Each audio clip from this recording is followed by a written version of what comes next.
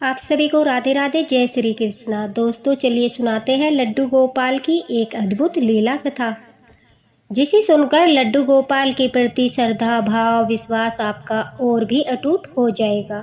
देखिए, जब हम भक्ति करते हैं तो उस भक्ति में परीक्षाएं आना अनिवार्य होता है। ये नहीं होता कि चलो हम किसी देवी देवता की सेवा कर रहे हैं, उनकी आराधना कर रहे हैं तो हमारे जीवन में जो है सब कुछ मंगलमय रहेगा, कुछ भी परेशानी नहीं आएगी, कोई संकट नहीं आएगा। ऐसा नहीं है।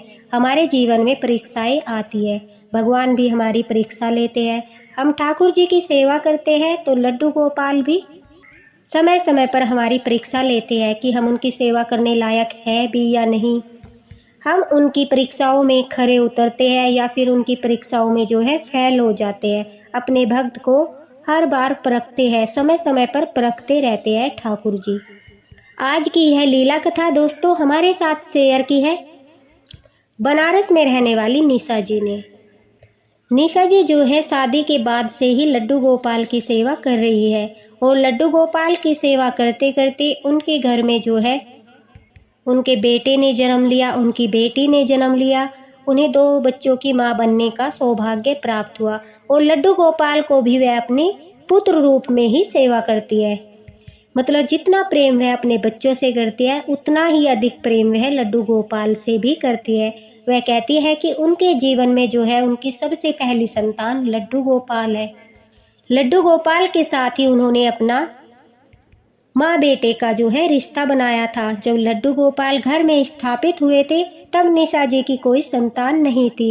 वह लड्डू गोपाल को ही अपने संतान मानकर उनके साथ खुशी खुशी से जो है अपना जीवन जी रही थी। शादी के 5 साल बाद उन्हें लड्डू गोपाल की कृपा से एक प्यारा सा पुत्र प्राप्त होता है। उसके 2 साल बाद उन्हें उनकी बेटी, जिसका नाम उन्होंने बड़े प्रेम से राधिका रखा, राधिका का जन्म हुआ। निशा जी कहती है कि लड्डू गोपाल की कृपा से हमारे घर में सब कुछ बड़ा अच्छे से चल रहा था, किसी चीज़ की कोई कमी नहीं थी। निशा जी के हस्बैंड जो है अच्छी कंपनी में जॉब करते हैं। उनकी सास भी निशा जी के साथ मिलकर लड्डू गोपाल की सेवा करती है। दोनों सास बहू जो है बड़े प्रेम से ठाकुर जी की सेवा में लगी रहती है और यह तो बड़ी खुशी की बात है कि घर में 2 महिलाएं हैं और दोनों ही लड्डू गोपाल की सेवा करती है। नहीं तो अक्सर देखा जाता है कि घर में ज़्यादातर या तो बहुएं लड्डू गोपाल की सेवा करती है या फिर उनकी सास लड्डू गोपाल की सेवा करती है और बहू लड्डू गोपाल की सेवा करने से बचती है। सभी घरों में दोस्तों ऐसा नहीं है, कुछ घरों में ही ऐसा है। लेकिन यहाँ पर उनके साथ निशा जी के साथ यह समस्या नहीं थी। दोनों सास बहू जो है लड्डू गोपाल की सेवा बड़े प्रेम से करती थी। निशा जी कहती है कि हमारे लड्डू गोपाल हमारे साथ लीलाएं भी करते हैं। वह कहती है कि जब हमारे लड्डू गोपाल को कुछ अलग खाने का मन होता है तो उस दिन उनका बेटा जो है उसी चीज़ के लिए अचानक से जिद करने लगता है। तो उनका यह लड्डू गोपाल के प्रति भाव है, अनुभूति है कि उन्हें पता चल जाता है आज जो है मेरे बाल गोपाल को यह चीज़ खानी है। मान लीजिए आज लड्डू गोपाल को खीर का मन है तो सुबह से ही निशा जी कहती है उनका बेटा बोलता है कि मम्मी मुझे आज खीर खानी है, आज मुझे भोजन में आप खीर ही देना। तो जो उनका भाव है निशा जी का, वो कहती है कि मैं समझती हूँ कि आज मेरे गोपाल का मन है कि उन्हें खीर खानी है, इसलिए जो वह उनका बेटा है उनके मुख से मुझे अनुभूति करा रहे हैं, मुझे संदेश दे रहे हैं। और यही होता है जब हम लड्डू गोपाल की सेवा करते हैं दोस्तों, तो वह हमें संकेत करते हैं, अनुभूति कराते हैं। और लड्डू गोपाल का यही संकेत एक लड्डू गोपाल भक्त अच्छे से समझ जाता है कि आज हमारे ठाकुर जी को जो है किस चीज़ की आवश्यकता है। निशा जी बड़े प्रेम से खीर बनाती है और बाल गोपाल लड्डू गोपाल को भोग लगाकर उसके बाद प्रसाद के रूप में अपने बच्चों को देती है। निशा जी कहती है कि बड़े ही अच्छी तरह से हमारा जीवन जो है लड्डू गोपाल के साथ चल रहा था, लेकिन कहते हैं कि सुख के बाद दुख आता ही है। हमारे जीवन में एक ऐसी अद्भुत घटना हुई जिसे मैं आज तक नहीं भूल पाई।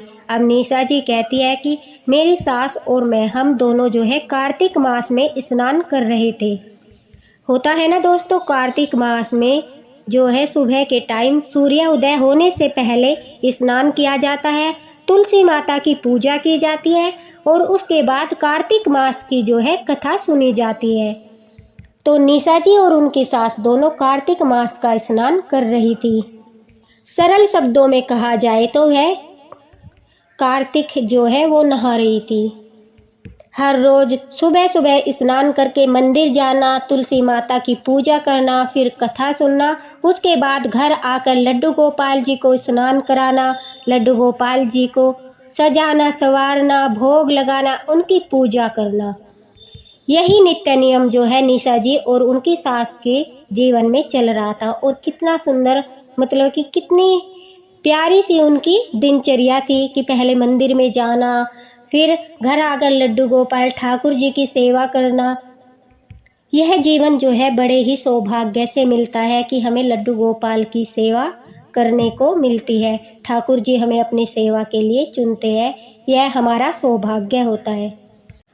निशा जी कहती है कि अब मंदिर में सभी लोगों ने जो है निर्णय किया कि वह वाराणसी में पंचगंगा घाट पर कार्तिक पूर्णिमा को स्नान करने के लिए जाएंगे।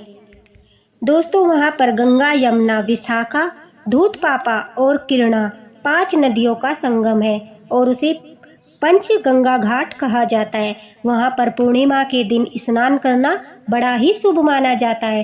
कहते हैं कि कार्तिक मास की पूर्णिमा को अगर पंचगंगा घाट पर स्नान कर लिया जाए तो हम जन्म जन्म के पापों से मुक्त हो जाते हैं और अंत में हमें मोक्ष की प्राप्ति होती है। निशा जी कहती है कि यह बड़ा ही शुभ अवसर था, कार्तिक मास था और सभी लोग जो है स्नान करने के लिए जा रहे थे। अब उनकी सास और निशा जी वह भी अपना प्रोग्राम बनाती है कि हम भी स्नान करने के लिए पंचगंगा घाट पर जाएंगे।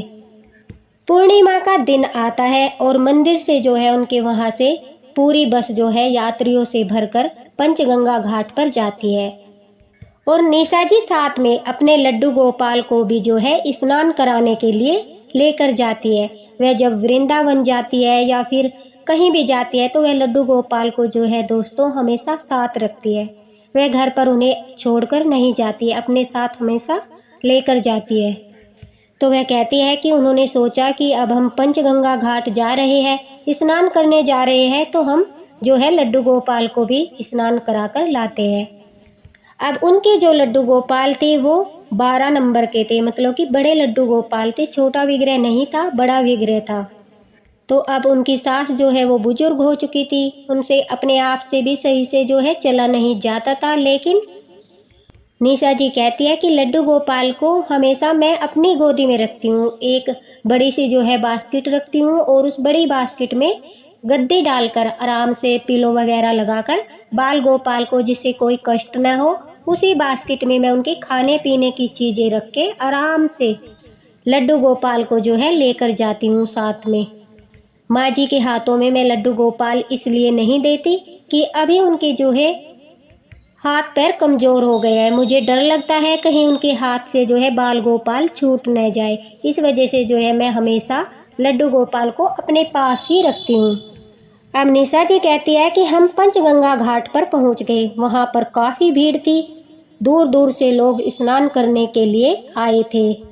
सभी लोग जो है स्नान कर रहे थे, काफ़ी भीड़ थी और जहाँ स्नान किया जा रहा था वहाँ पर सीढ़ियाँ बनी थी और सीढ़ियों के नीचे जो है पकड़कर स्नान करने के लिए चैन थी, लोहे की मोटी मोटी चैन। आपने भी देखा होगा सभी घाटों पर होती है, ताकि तेज बहाव के कारण कोई उस बहाव में बह ना जाए या फिर कोई भीड़ की वजह से फिसल जाता है या फिर कुछ ऐसी मतलब कि परिस्थिति आ जाती है तो चैन को पकड़कर जो है हम अपने आप को बचा लेते हैं। इस वजह से मोटी मोटी चैन जो है हर घाट पर लगी होती है। निशा जी कहती है कि वहीं सीढ़ियों पर बैठकर मैं बाल गोपाल लड्डू गोपाल को जो है स्नान करा रही थी और बड़े ही प्रेम से मैं बाल गोपाल को स्नान करा रही थी। मुझे थोड़ा डर भी लग रहा था क्योंकि भीड़ काफ़ी थी, लेकिन अब लड्डू गोपाल को साथ लेकर गई थी। इस वजह से मैंने सोचा कि जब मैं यहाँ तक इन्हें लेकर आई हूँ तो स्नान भी करा देती हूँ। अब निशा जी कहती है कि जैसे ही मैं सीढ़ियों से मतलब उन्हें स्नान कराने के बाद ऊपर अपनी सासू माँ को देने के लिए आती हूँ कि चलो लड्डू गोपाल को स्नान करा दिया, अब जो है लड्डू गोपाल को मैं अपनी सास को दे देती हूँ, उसके बाद मैं स्वयं स्नान करूँगी। तो निशा जी कहती है अचानक से सीढ़ियों से जो है मेरा पैर स्लिप हो जाता है, फिसल जाता है, और फिसलने की वजह से जो लड्डू गोपाल थे, मेरे बाल गोपाल, उनका विग्रह मेरे हाथ से छूटकर सीधा पंचगंगा में गिर जाता है। अब लड्डू गोपाल के गिरते ही अचानक से मेरी सांसें थम जाती है, क्योंकि काफ़ी भीड़ थी और सीढ़ियों के नीचे गहराई भी काफ़ी थी। अब दोस्तों लड्डू गोपाल जी का विग्रह जो होता है वो काफ़ी हैवी होता है। अब कोई हल्की चीज़ होगी तो वह पानी के ऊपर से तैर जाएगी, लेकिन विग्रह काफ़ी हैवी होता है, मेटल के बने होते हैं। तो इस वजह से जो है लड्डू गोपाल जी का विग्रह जैसे ही निशा जी कहती हैं उनके हाथों से छूटा, वह तुरंत पानी में डूब गया। मतलब उन्हें दिखाई भी नहीं दिया कि जैसे उनका पैर फिसला तो किधर विग्रह गिरा, किस तरह से लड्डू गोपाल उनके हाथ से छूटे, उन्हें यह भी दिखाई नहीं दिया इतनी भीड़ में कि लड्डू गोपाल जो है किस स्थान पर गिरे। अब जब ऐसी अनहोनी एक लड्डू गोपाल भक्त के साथ होती है तो आप अच्छे से जानते हो कि उसके दिल पर क्या बीतती है। निशा जी कहती है कि मेरी सांसें थम गई, मेरे बाल गोपाल, मेरे लड्डू गोपाल मेरे हाथों से छूटकर पंचगंगा घाट पर नदी में गिर गए, और उनके गिरते ही निशा जी की जो है चीख निकल पड़ी। उनके चीखते ही सभी लोग उनकी तरफ देखने लगे। उनकी सास भी दौड़ कर आई और पूछा बेटा क्या हुआ। तभी निशा जी ने रोते हुए बताया कि माता जी मेरा पैर फिसल गया और मेरे लड्डू गोपाल, मेरे बाल गोपाल मेरे हाथ से छूटकर जो है नदी में गिर गए। अब निशा जी कहती है कि मुझे तैरना भी नहीं आता था और मुझे यह भी नहीं पता था कि अचानक से मेरे लड्डू गोपाल किस जगह पर गिरे, कहाँ पर गिरे। बस उनके हाथ से छूटे और एकदम से लड्डू गोपाल जैसे नदी में गिरते ही खो गए। अब निशा जी रोने लगी। वहाँ पर उपस्थित लोग जो नहा रहे थे वहीं पर गंगा जी घाट पर, उन सभी ने जो है बारी बारी डुबकी लगाकर इधर उधर लड्डू गोपाल को खोजा, लेकिन लड्डू गोपाल नहीं मिले। काफ़ी देर तक लोगों ने उनकी मदद की, काफ़ी देर तक जो है लड्डू गोपाल को ढूंढा, लेकिन निशा जी के बाल गोपाल कहीं भी दिखाई नहीं दिए। अब निशा जी लगातार लड्डू गोपाल को आवाज़ लगा लगा कर रोई जा रही थी, ठाकुर जी को याद कर रही थी, लेकिन लड्डू गोपाल तो मिल ही नहीं रहे थे।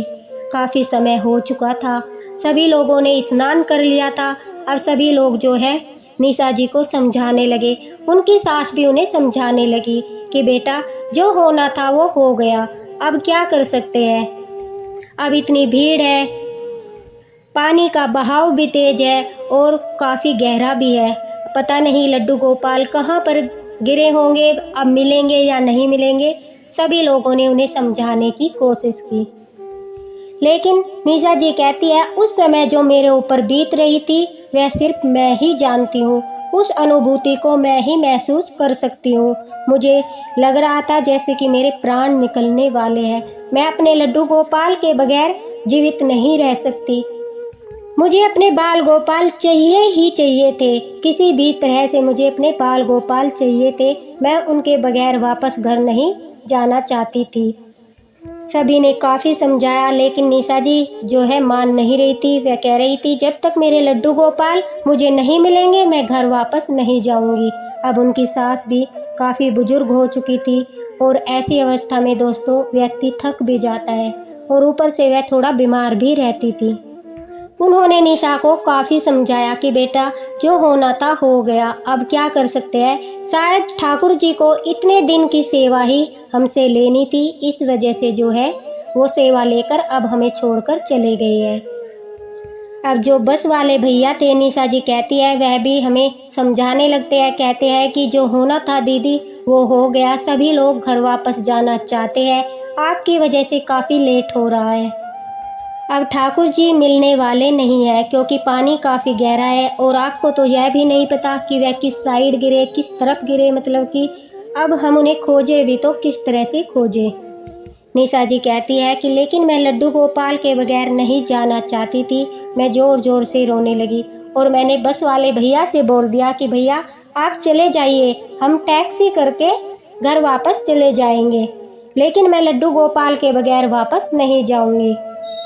ये एक भक्त की हट थी, ये एक भक्त की जो है जिद थी कि वह जाएगी तो ठाकुर जी को साथ लेकर ही जाएगी, अन्यथा वह भी घर वापस नहीं जाएगी। अब बस वाले भैया की निशा जी कहती है कि मजबूरी थी, क्योंकि सभी लोग उन्हें चलने के लिए कह रहे थे। अब जो वे बस वाले भैया है निशा जी को उनका किराया वापस करते हैं और कहते हैं कि दीदी आप यह किराया टैक्सी वाले को दे देना और आराम से घर आना। मैं प्रार्थना करूंगा कि आपके ठाकुर जी जल्दी ही मिल जाए। ऐसा कहकर जो है बस उन्हें वहीं छोड़कर वापस आ गई, लेकिन निशा जी वहीं घाट पर बैठकर रोती रही, ठाकुर जी से प्रार्थना करती रही कि हे ठाकुर जी, आप मेरी यह कैसी परीक्षा ले रहे हो। अगर मुझसे कोई भूल हुई है, कोई अपराध हुआ है, उसकी इतनी बड़ी सज़ा मुझे मत दो, मुझे छोड़कर मत जाओ। मैं आपके बगैर एक पल नहीं रह सकती और न ही मैं आपको यहाँ पर छोड़कर जा सकती। आपको मेरे पास वापस आना होगा। और कहते हैं जब ऐसा समर्पण भाव, ऐसी हठ भक्त की होती है तो ठाकुर जी भी जो है विवश हो जाते हैं। निशा जी कहती है कि मुझे रोता देख तभी एक 12-13 साल का लड़का वहाँ पर आया और आकर कहने लगा कि मैया आप क्यों रो रही हो, क्या हुआ? मैं काफ़ी देर से देख रहा हूँ आप रोए जा रही हो। उस बच्चे को देखकर निशा जी कहती है कि मैं और ज़ोर ज़ोर से रोने लगी और उसे कहने लगी कि बेटा, मेरे ठाकुर जी, मेरे लड्डू गोपाल मेरे हाथों से छूटकर नदी में गिर गए हैं और वह मिल नहीं रहे। मैं उन्हें लिए बगैर घर वापस नहीं जा सकती। तभी वह छोटा सा बच्चा कहता है कि मैं आपके लड्डू गोपाल ढूंढने में आपकी मदद करूँगा, लेकिन उससे पहले आप मुझे खाना खिला दीजिए। मैंने आज पूरा दिन से कुछ नहीं खाया। निशा जी कहती है तभी मुझे याद आता है कि मेरे बाल गोपाल, मेरे लड्डू गोपाल भी पूरा दिन से भूखे होंगे, क्योंकि उन्होंने भी आज भोग नहीं लगाया है। निशा जी कहती है कि मैंने सोचा था स्नान के बाद वहीं पर कुछ फ्रूट लेकर या कुछ खाने की चीज़ लेकर मैं लड्डू गोपाल को भोग लगाऊंगी, लेकिन वह उससे पहले ही मुझे छोड़कर चले गए। तभी सामने की एक खाने वाली दुकान पर मैं उस बच्चे को लेकर जाती हूँ और उस बच्चे को भरपेट भोजन कराती हूँ। भोजन करने के बाद वह बच्चा कहता है आप चिंता मत कीजिए, आपके लड्डू गोपाल मिल जाएंगे। तो मैं उससे कहती हूँ कि बेटा तुम तो इतने छोटे से हो और फिर ऊपर से मुझे यह भी नहीं पता कि मेरे लड्डू गोपाल जो है कहाँ पर मिलेंगे। तभी वह लड़का कहता है कि मैया आप चिंता मत कीजिए, मैं आपके लड्डू गोपाल को ढूंढ कर दूंगा। मुझे तैरना आता है और मेरा तो जो है पूरा दिन ही गंगा मैया में निकलता है। मैं सारा दिन जो है गंगा मैया के अंदर ही तैरता रहता हूँ, खेलता कूदता रहता हूँ, तो मेरा तो इनसे एक माँ बेटे का नाता है। आप चिंता मत कीजिए, बस मुझे इतना बता दीजिए आप कहाँ पर जो है लड्डू गोपाल को स्नान करा रही थी। निशा जी कहती है अब मैं उस बच्चे को लेकर वह जगह दिखाती हूँ, सीढ़ियाँ दिखाती हूँ जहाँ पर मैं लड्डू गोपाल को स्नान करा रही थी और मेरा पैर फिसला था। वह अचानक से जो है वह बच्चा, छोटा सा 12-13 साल का बच्चा, सोचिए, अचानक से पानी में डुबकी लगा देता है। निशा जी कहती है कि मैं काफ़ी घबरा रही थी कि यह तो इतना छोटा सा है, कहीं मेरी वजह से इसे कुछ हो न जाए, इसके माता पिता क्या कहेंगे कि मैंने अपने स्वार्थ के लिए जो है एक छोटे से बच्चे को मुसीबत में डाल दिया। यही सोच सोच कर निशा जी कहती है मैं घबरा रही थी। निशा जी कहती है कि उस बच्चे के डुबकी लगाते ही जो है मैं अपनी आंखें बंद करके ठाकुर जी से प्रार्थना करने लगती हूँ और जैसे ही मैं अपनी आंखें खोलती हूँ तो एक अद्भुत नज़ारा मेरे सामने था। वह छोटा सा बच्चा मेरे बाल गोपाल, मेरे लड्डू गोपाल को हाथों में लिए खड़ा था और मुझे कह रहा था क्यों मैया, यही है ना आपके बाल गोपाल, लड्डू गोपाल। मैं लड्डू गोपाल को देखते ही दौड़कर उन्हें अपनी गोदी में लेती हूँ। अपने लड्डू गोपाल को देखकर मेरी आंखों के आंसू नहीं रुक रहे थे। मैं पागलों की तरह जो है अपने लड्डू गोपाल के लाड़ लड़ा रही थी। मेरी सासू माँ भी रोई जा रही थी और लड्डू गोपाल को लाड़ दुलार कर रही थी। मैं अपने बाल गोपाल से कह रही थी कि अगर आज आप न मिलते तो मैं आपके बगैर बिल्कुल भी घर वापस नहीं जाती। निशा जी कहती है कि मैं अपने लड्डू गोपाल को देखकर इस तरह से बावरी हो गई कि मुझे उस बच्चे का ध्यान ही नहीं रहा। और कुछ मिनट के बाद जब मुझे होश आता है, लड्डू गोपाल से बात करने के बाद मैं देखती हूँ कि वह बच्चा मुझे कहीं नहीं दिखाई देता। मैं इधर उधर उसे खोजने लगती हूँ। मैं सोचती हूँ कि उसने मेरी इतनी बड़ी मदद की, उसे कुछ पैसे दे दूँ, कुछ उपहार दे दूँ, लेकिन वह बच्चा मुझे कहीं नज़र नहीं आया।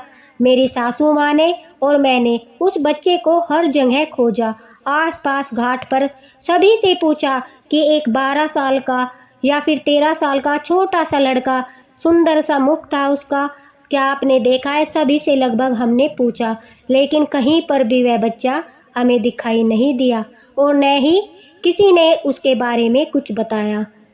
निशा जी कहती है कि वहीं घाट पर काफ़ी फूल वाले बैठे थे, दिया बेचने वाले बैठे थे। मैंने उन सबको भी बताया कि एक 12-13 साल का लड़का है। वह कहता था कि वह सारा दिन जो है यहीं पर घूमता है, गंगा मैया से उसका नाता है। क्या आपने उस लड़के को देखा? वह कहाँ मिलेगा? तो सभी ने यह उत्तर दिया कि हमने ऐसा बच्चा यहाँ पर घूमते हुए नहीं देखा, कोई भी उसके बारे में नहीं जानता था। निशा जी कहती है कि मेरी आंखें भर आई, मेरी सासू माँ भी रोने लगी। हो न हो ठाकुर जी ने ही हमारी मदद के लिए उस बच्चे को भेजा था और यह एक भक्त की परीक्षा थी। ठाकुर जी देखना चाहते थे कि निशा जी और उनकी सास अब लड्डू गोपाल को छोड़कर घर वापस जाएगी या फिर लड्डू गोपाल को लेकर ही वापस जाएगी। यह उनकी एक परीक्षा ही थी दोस्तों, और जिस परीक्षा में जो है निशा जी परिपूर्ण रूप से सफल हुई, क्योंकि उनकी भक्ति सच्ची थी। लड्डू गोपाल के प्रति समर्पण, प्रेम, श्रद्धा भाव उनका सच्चा था। अन्यथा वह भी सबकी बात सुनकर लड्डू गोपाल को लिए बगैर मन में यह सोचकर कि अब लड्डू गोपाल जी तो जो है मिलने वाले नहीं हैं, और वैसे भी वह गंगा जी में पंचगंगा में विसर्जित हो गए हैं। यह उनकी मर्जी ही थी कि वह स्वयं से ही पंचगंगा में विसर्जित हो गए, तो मैं दूसरा विग्रह ले लूँगी। यह सोचकर निशा जी भी जा सकती थी, लेकिन लड्डू गोपाल के प्रति उनके मन में सच्ची श्रद्धा थी, विश्वास था, भाव था, प्रेम था कि नहीं, अगर वह जाएगी तो लड्डू गोपाल को लेकर ही जाएगी। और लड्डू गोपाल की याद में उनकी आंखों से लगातार आंसू बहते रहे। ऐसे निस्वार्थ भाव प्रेम को देखकर ठाकुर जी भी मजबूर हो गए। उन्होंने स्वयं एक बच्चे को उनकी सहायता के लिए भेजा और उनके लड्डू गोपाल को वापस उन्हें दिला दिया। यही समर्पण भाव होना चाहिए, यही भक्ति होनी चाहिए, तो ठाकुर जी भी हमें कभी भी छोड़कर नहीं जाएंगे। दोस्तों, अगर यह लीला कथा पसंद आई हो तो एक लाइक अवश्य करना, और अगर आप भी ऐसी लीला कथा शेयर करना चाहते हो तो फेसबुक लिंक मैंने जो है डिस्क्रिप्शन बॉक्स में दे दिया है, आप वहां पर शेयर कर सकते हो। और मैं निशा जी का धन्यवाद करना चाहूँगी कि उनकी इतनी प्यारी सी अद्भुत लीला कथा उन्होंने हम सबके साथ शेयर की। इसी के साथ राधे राधे, हरे कृष्णा। मिलते हैं अगली लीला कथा के साथ, तब तक ठाकुर जी की कृपा आप सब पर बनी रहे। और जैसा समर्पण भाव निशा जी का लड्डू गोपाल के प्रति था, ऐसी ही श्रद्धा भाव आप भी लड्डू गोपाल के साथ बनाए रखना, और देखना वह आपको कभी भी छोड़कर नहीं जाएंगे। राधे राधे।